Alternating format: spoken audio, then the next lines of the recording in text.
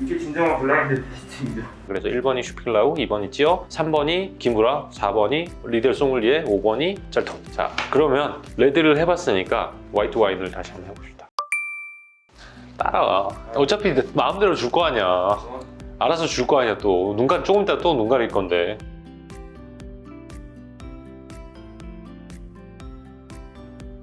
그래서 화이트 와인이죠. 네.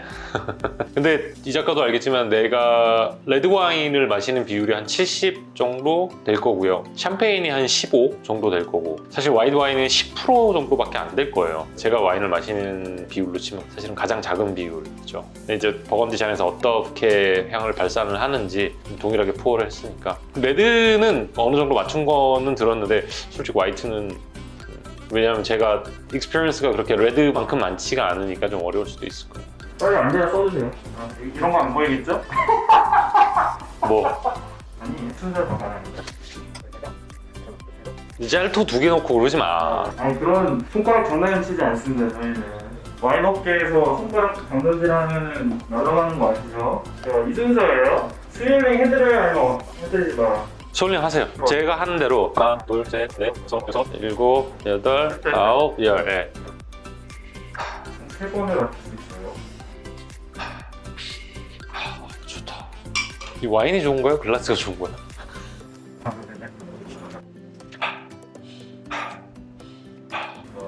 하나, 둘, 셋, 넷, 다섯, 여섯, 일곱, 여덟,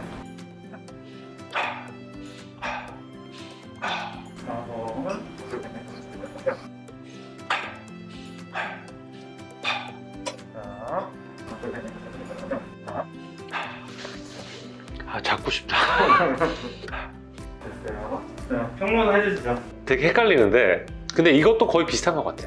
화이트 와인 중에는 개인적으로는 제일 좋았던 글라스는 2번이 가장 좋았고, 왜냐면 향의 집중도를 모아주는 거나 그런 느낌이 가장 좋았고요. 그 다음에 좋았던 게 3번, 그 다음이 1번, 가장 안 좋았던 게 4번. 4, 5번 거의 비슷해. 5번이 좀 더 플랫했고 그 다음에 4번. 순서로 따지면 2번, 3번, 1번, 4, 5번 거의 똑같은. 3번하고 4, 5번은 차이가 너무 많이 났어. 그러니까 완전 다른 레벨의 글라스. 지금 현재까지는 2번 글라스가 제일 좋았어. 3번도 좋았지만 2번이 이 와인이 가진 미네랄하고 프로 캐릭터를 확 올려주는데 2번이 짤토는 아닌 것 같았어. 향이 올려준 게 너무 좋았어. 그 다음에 향 순서대로? 순서대로? 그럼 맞출 것 같은데? 모르지. 그래도 내가 지금 몇 번인지 모르잖아. 난이도를 올리려면 뭘 하면은 확 어려워질 것 같아. 아니 셔플 해봐. Every day I'm shuffling. 피디님이 이거 보고 알아서 편집하실 수 있겠죠? 네. 남아주는데?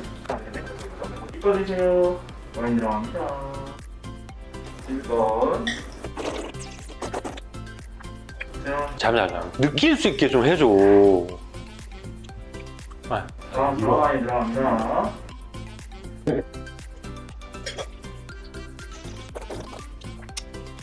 다음에. 자, 3번. 어려울걸요? 자, 4번.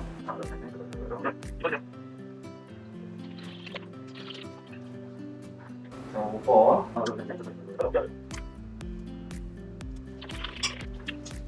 눈에 띄게 안 좋은 것도 없지만은 좋은 거가 몇 개는 있어요. 근데 아까 노즈에서 느껴지는 거는 차이가 굉장히 많이 났거든요. 확 올려주는 거 있었지만은 이제 잔잔하게. 사실은 이게 지금 잔 따른 지가 5분? 10분 정도 되니까 그렇게 많은 차이는 안 보여주는 것 같아. 솔직히 입에 들어가면 텍스처 거의 비슷하고 팔레트, 물론 레드는 익스피리언스가 더 많아서 조금이라도 미세한 차이를 냈지만 만약에 이걸 일반인들이 이렇게 푸어한다? 그럼 거의 못 맞출 것 같은데. 나도 사실은 1년에 화이트 와인을 400~500개를 테스팅할 건데 그렇게 테스팅을 했음에도 불구하고 지금 글라스에 따른 큰 차이는 사실 팔레트는 많이 없는 것 같아요. 이게 만약에 내가 스월링 계속 하면서 한다면 차이가 있을 수도 있겠지만은 지금 굉장히 심각하게 테스팅을 함에도 불구하고 그렇게 막 차이가 나진 않아요. 팔레트 말고 입안에서 향 뉘앙스가 제일 좋았던 건 플레버가 좋았던 거 다시 한번 해볼게요. 좀 탄다고 까먹어서. 1번부터 다시 해봅시다. 자, 1번입니다. 2번.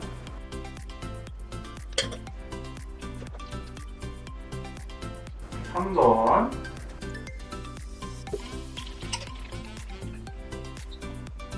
4번.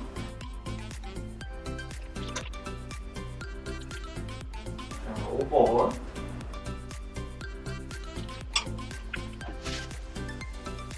지금 맡았을 때 일단은 가장 플랫한 느낌으로 다가왔던 거는 2번이에요. 2번이 제일 플랫한 느낌이었고 제일 안 보여준다고 해야 되나? 그런 느낌이 좀 있었고요. 그냥 들어왔을 때 둔탁하게 툭 끊어지는 느낌도 조금 있었고 제일 좋았던 거는 4번이에요. 압도적으로. 근데 이상하게 짤통 아닌 것 같아요. 그러니까 선호도로 따지면 4번이 압도적으로 제일 좋았고 2번이 가장 안 좋았고 플랫한 느낌이었고 그 다음에 안 좋은 순으로 따지면 3번. 솔직히 5번하고 1번은 비슷한 느낌인데 5번은 그냥 막 피어내려고 하는 느낌이었고 1번은 조금 와인을 깎아먹는 느낌이었거든요. 그럼 이제 보통 글라스 성격으로 본다면 틀릴 수도 있지만 5번이 리델 소믈리에가 아니면 그 다음에 1번이 아마 짤토나 4번이 되게 궁금해. 4번이 김으로?